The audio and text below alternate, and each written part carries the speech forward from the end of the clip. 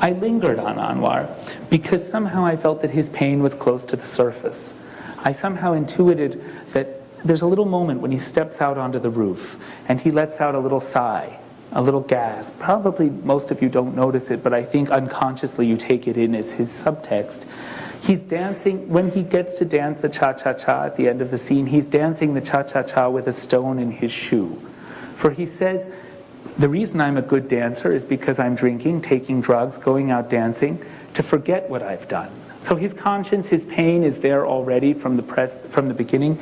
And I think I had this moment of vertigo, which I hope animates the experience of watching the act of killing. It certainly characterized my 5 years of shooting it.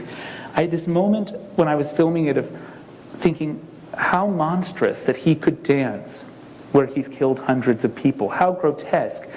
Along with those men giving the thumbs up and the V for victory, these were among the most grotesque manifestations of impunity that I had seen.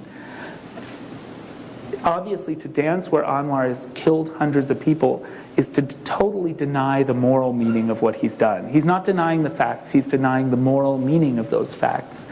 And I wondered if I take, and it was, I didn't think very much about it, I simply had to know, if I show this back to him, will he recognize some of the meaning of what he's doing here in the mirror of the footage? So I bring that footage back to him. It was a gamble, it was a risk. I thought there was a big chance that he would say, Josh, this makes me look bad, this is awful, stop it, and then call the police or call his friends in the army. And so I had apart from the crew I needed with me to shoot it, I had the rest of the crew at the airport with cash to buy tickets for everybody to leave North Sumatra immediately.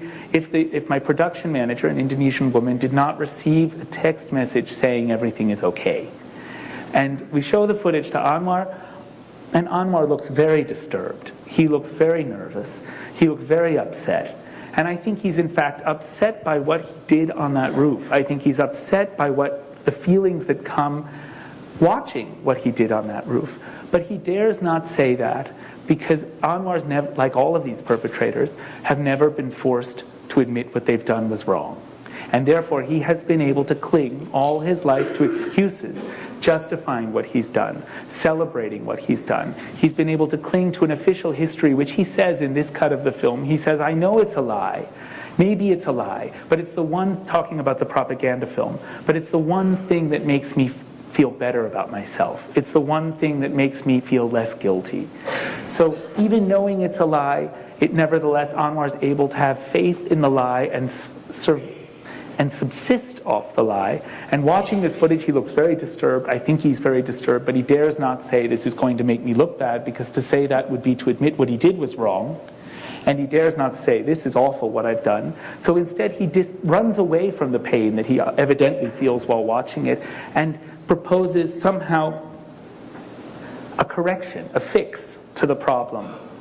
And he proposes a quote-unquote improvement, where he says, okay, maybe if I wear different trousers, if I act better, we can put this mess right. And of course he can't put it right, because the mess is the killings, the mess is the trauma. But the method was the same the whole time, where I would show a scene to Anwar, he would watch it, he would respond emotionally, he would propose the next scene, we would shoot the next scene for 5 years. And each new scene was an ever more grotesque, ever more surreal, ever more outrageous manifestation of impunity, each one more powerfully allegorical than the previous.